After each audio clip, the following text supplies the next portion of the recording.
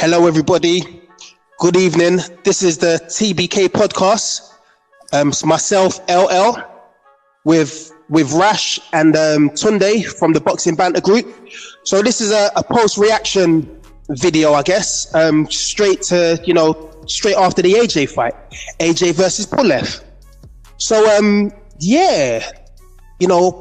post-fight interview, AJ said, "More action, less talking." And it was, I mean, let's get straight into this here, guys, yeah?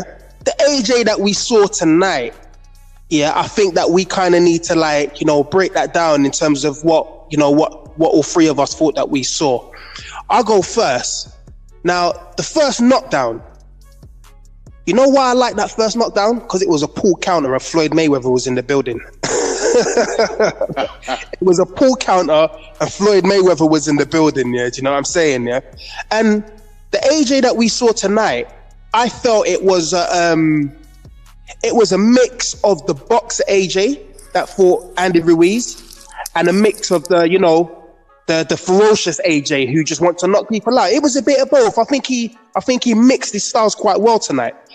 I mean, that's my opinion. I want to know about how you feel today, because obviously you guys done the review on the Pulev and AJ fight, and AJ didn't break his nose, I don't think. Probably broke his jaw. So whoever you had that bet with Tunde, I think you might owe them money, but he probably broke his jaw for all the talking he was doing. So how did you assess AJ's performance?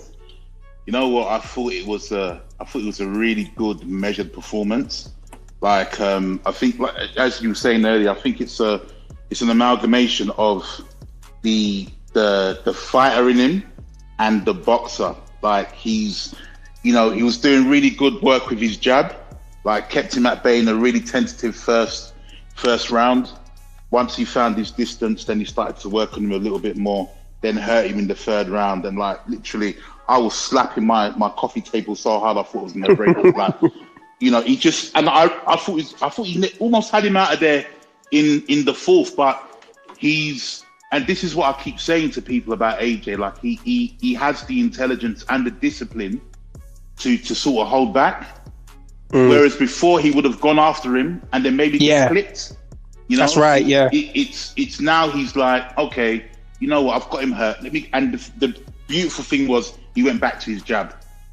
He went back to his jab, and he just started to work on him again. And apart from a couple times when Pulev got to him, and he rode those shots well, Pulev didn't trouble him.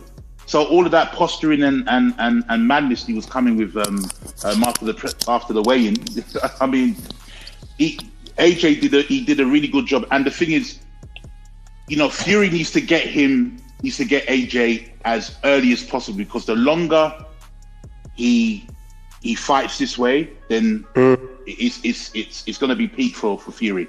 If Fury doesn't get to him before summer, then I just don't see Fury beating him. He's and the thing is, you saw him just trying out certain things. The uppercuts that he was just delivering throughout the fight. Pulev ate a lot of uppercuts. Yeah. Quite a few of them sort of grazed him, missed and whatnot. But when he did clip him, and it's unexpected in a fighter of his stature. And I like to see that. You understand? Because I know he kind of modeled himself from Tyson, back in the day when he first started boxing, but his dimensions don't really allow for that style of fighting. He needs to keep it long, soften them up, and then just take them out. And that's what he did. He was patient. And I think the two best attributes of a fighter is intelligence and discipline. If you don't have the intelligence, then your coach needs to do the plan for you, right? You can't adjust in the ring. If you have the intelligence, then you can adjust. If you've got the discipline, right? So your base nature is you want to just take a man out, but he just he didn't quite get him out of there. He just went back to plan A, jab, jab, jab, come over with the right hand, step back, give yourself space, and it was a really good measured performance. And then when he knew he had him, he came at him with the uppercuts. 1, 2, 3. Third one. He was throwing them all in a row, wasn't he? Yeah. He was throwing the uppercuts in a row. Yeah. And I mean, sorry, Tunde. I just wanted to get Rash's perspective on it as well, because he's here as well. I kind of half forgot he was here because, you know, he was talking so long. But you're definitely right. You know what I mean? The uppercuts was interesting, how he kept on trying with the uppercuts. But I'll talk on that in a minute. I just want to kind of get Rash kind of just, you know, give his take on it before I give mine. Yeah, well done, people. I'm that forgetful, yeah. That's nah, but I think going back to what you were saying about the whole Floyd Mayweather thing, I think even the jab to the stomach as well, I think that was a bit Floyd-esque, and that I think I was very impressed with AJ's performance, to be honest. I wasn't expecting him to outbox Pulev the way he did. You know what I'm saying? I think Pulev's got a very good jab, and I was expecting Pulev's jab to kind of trouble AJ a little bit more than it did. But AJ came out and he was spearing the jab with him. His movement was good. I think it was a very mature, calculated performance by AJ. He didn't rush it like how he rushed in against Ruiz in the first time. Even when he had him hurt, like in that third round, like after the fourth, he kind of thought like, yeah, he knew he wasn't ready to take him out then. Do you know what I'm saying? So he just thought, yeah, let me just kind of like marinate him a bit more to kind of get the finish. The only thing I would say that I think he should have done a little bit more is maybe when he was fake the body jab and come up with the left hook, because that's how Vlad kind of took out. That's how Vlad took out Pulev, was with the left hook. I don't know if he faked the body jab, but it was just a left hook out of nowhere. Do you know what I'm saying? With regards to the future and Fury, I didn't. To me personally, I didn't see that much that would trouble Fury. But the interesting thing about Fury is that when he tends to get overconfident, he doesn't do well. I think, especially when he's fighting a good fighter, he doesn't tend to do that well. I think he got quite overconfident against Steve Cunningham. He got dropped. I know it wasn't that much of a competitive fight, but he got dropped. He got overconfident against Warlin, and that ended up being a dog fight. So I think when he fights someone good and he's quite overconfident, that's when he's there for the taking. And the talk that he's been giving AJ is like he just doesn't, like, he thinks he's just gonna dust AJ. So I think I actually disagree. Okay. Yeah, I disagree with you on the Fury thing, because I'll tell you why I disagree. Because Steve Cunningham, you know, Fury's a big man. He knew that Steve Cunningham came from the lighter weight, so I believe that he had that complacency about him. You know, Wallin, it's like, you know, who is he? Yeah, do you know what I'm saying? Yeah? No, but I think that's what I'm saying though. Okay, but I thought you were saying that he would possibly get overconfident with AJ because, you know, AJ's a good fighter. But the thing is, I think Fury performs when it's a big fight. I think Fury performs better when he's the underdog. I think when he's the heavy favorite, or when he doesn't rate someone, like he and they're actually quite good, that's when he can get complacent. And I think because with Wilder, I think he even though he didn't really rate Wilder's skill set that much, he knew that right hand was there. Do you know? Yeah, respected the power. He was showing him a lot of respect in that first fight. So I think he was like, yeah, shit, I need to be on my game. Whereas when he doesn't really see those threats or whatever, that's when he tends to get a bit complacent. So I think that's if I think it could be Fury's undoing, really, because I think he might be so overconfident that he's going to wrap up AJ that like, AJ might just clot him and then just go in for the finish and finish him. But but that's all in the future. We need that fight to get signed tonight. It was AJ's night. He did his thing. He boxed well. He boxed a very mature fight. It was against a good world-class operator. Not elite, but I think he's a very good. He beats most people that aren't elite. So AJ did his thing, man. Definitely. You know, okay. So what I was impressed with about AJ was the angles that he was trying to pick when he was throwing the uppercuts. Like, you know, the way he was stepping around Pulev and looking for the openings coming from under. Like, that was quite impressive. But I mean, you correct me if you think I'm wrong, but I felt like he didn't go to the body enough. The only time he was really going to the body was when he was throwing the jab.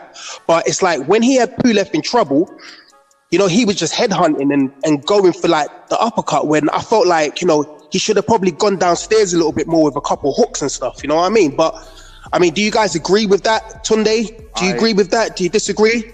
I agree. I agree in parts. I think with AJ, he's because with certain boxers, there are those that have a preference for going to the body, like a Dillian White, or certain other boxers that like they love to go to the body. AJ's never been like that. Like, even sort of like the jabs to the body, I haven't seen him do that. That was a new thing, yeah. That's a new thing. So these are things that he's been working on. And what I like the most, more than anything, is the fact that we're now starting to see, what he's been working on. Like, I think the best thing that ever happened to him was him losing against Ruiz, because that complacency has gone. It's gone. Like, it's, where now he's thinking, okay, you know what, I'll just turn up and spark a man out. No. So, we see that in his fighting. So, like we just said, he just softened man up. The man wasn't quite cooked yet, so let the steak stay on the grill for a little bit longer. Turn him a little bit, make sure that redness has gone out, then spark him out. And that's what he did. And he. Just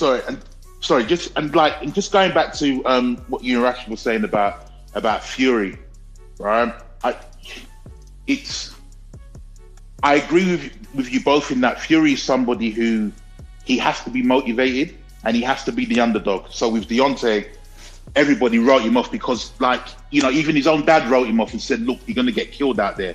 That's the sort of thing that he thrives on. When he doesn't have that, that's when he gets in trouble. AKA, with Wallin and Thompson, right?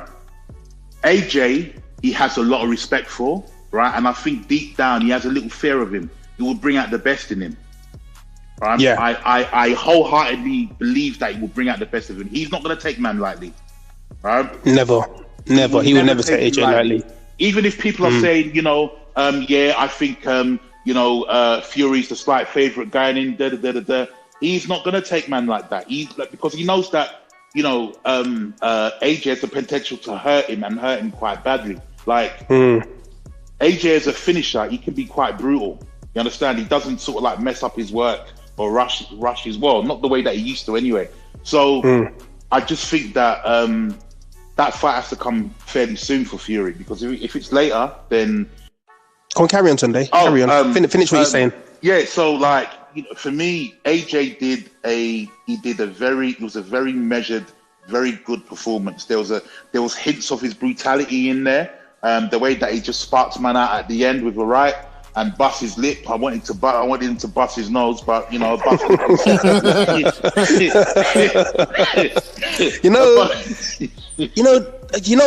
obviously we're talking about Fury because that's for undisputed. But I don't want to be critical of AJ because it was a very good performance. Yeah, I do feel like I saw hints of ring rust there. Yeah, like his jab his jab was better than Pulev's and it seemed good in spots. Yeah, but then comparing his jab to like Joe Joyce's jab was like something like hurtful and stinging. Yeah, do you know what I'm trying to say? I don't know if I kind of saw like the same what's the word I'm trying to look for? Viciousness. Like, yeah, with his jab. Like, do you understand what I'm saying? Yeah. And I was looking at it and I'm like, you know what? I think Joe Joyce would give AJ problems because his chin is like something crazy. Yeah, do you know what I'm saying? Yeah. And it's like, I don't know. I know Dubois was. How high was Dubois in the WBO? Was he the manager for the WBO? He was number 2. He was number 2. So, okay, so he was number 2. So Joe Joyce has beat him now. So obviously Joe Joyce is coming up. It's like, we're talking about Fury, but he's still got to deal with Usyk. Joe Joyce is on the way up as well. It's like, there's these other guys, and I don't know, there's a possibility that, if not AJ, then Fury might want to have another fight before that fight even happens. So if Fury then decides to have another fight, like AJ said, he wants to get busy straight away within 3 months. I very much doubt at this point that the undisputed fight is going to happen within 3 months. So they're both probably going to take another fight. Who would they fight if they don't fight each other? It will probably be towards the end of next year, like late summer, towards the end of next year. I think that in regards to Joyce, I like Joyce and I like the job that he did on Dubois, but Dubois is overrated, and I've said this from the beginning. he's overrated, and he was thrown in too early, right? Joyce, although he's got an absolute granite chin, yeah, he's very slow on his feet, and even that jab is it's very methodical and it's very vicious, but it's very slow. Yeah. You know, Usyk danced rings around him when there was in the WBSS. Yeah, right. So you know, his footwork isn't great. He moves like he's stuck in quicksand. Yeah, but there's just something strange about Joe Joyce, though. Like, I never really used to like him as a fighter. I used to just look at him like he was Lurch. Yeah, you know, you remember Lurch from that. Yeah? But there's some after the Dubois fight. There's just something strange. I feel like we're looking at the wrong things with Joyce. We're looking at the wrong things. We're trying to look at, you know, his speed and, you know, his footwork and stuff like that. But really and truly, it's like you got to worry about his jab and his chin. Because my worry with AJ, if AJ went up against someone like Joyce, is that he's going to throw his best shot, Joyce is going to take it, and he's going to, you know what I mean, he's going to gas himself out. Yeah, do you know what I mean? Trying to take someone like that out. But sorry, I'm getting a bit sidetracked here, talking about Joyce and that, yeah. But yeah, these are just the thoughts that were kind of running through my mind as I was watching AJ's performance against Pulev. Do you know what I mean? I'll answer that point, right? With Joyce, he's, like I said, he's very, very good, but we have to look at who he's fought in his 10, 11 fights, right? Yeah. The further he goes through, you know, the higher he goes through the rankings, then the better the opponents are, right? These are not people that are just going to stand there and just wait for his slow jab to hit them in the eye. Yeah. Right. So you know, we need to consider that, because he's not touching Fury. He's not touching Fury. He like, there's no way Fury will dance rings around him. Yeah. You know, I think that he's definitely sort of like top 3, top 4, well, top 5 definitely. Like he beats a lot of the heavyweights out there, but I think his lack of movement is too slow. Like AJ doesn't even need to knock him out. AJ could just build up points. Dubois was ahead on points. Yeah. You know, if his eye, you know, behaved itself, then, like, you know, he would have won had it carried on. Could have been a different story. Yeah. Yeah, exactly. Yeah. So the thing is like, AJ's not going to stand there in front of him and let him bust his eye like that. There's no way. And AJ's got much better movement. And what I liked today, in the fight, was that there was some head movement, because that wasn't there before. Yeah. That I wanted to touch on that as well. Like that was actually quite a positive thing, to be honest. That was quite positive seeing, because Pulev couldn't land on him. Like every time Pulev was trying to throw that hook, AJ always seemed to, and it was always just like, you know, like when you see like a fighter make someone miss just by an inch. It's like he made Pulev miss by an inch a load of times. Yeah, do you know what I'm saying? Yeah, and that was quite impressive seeing that coming from AJ.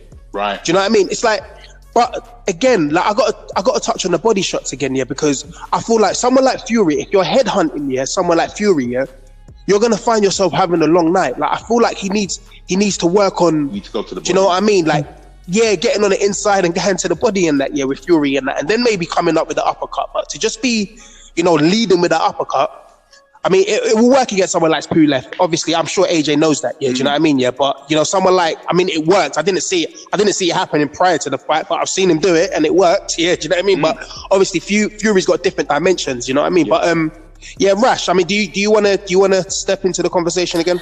I think the point that you're making about AJ headhunting with Pulev was right. I think he probably could have gone to the body a little bit more. I think if he kind of slammed the uppercut into the body, he probably would have got him out there a little bit quicker. And you're completely right. Headhunting against Fury is ludicrous, because he's got such good upper body head movement. Do you know what I'm saying? I think and if and when he does fight Fury will make him miss a lot. Do you know what I'm saying? So I think and also Fury can fight on the inside as well.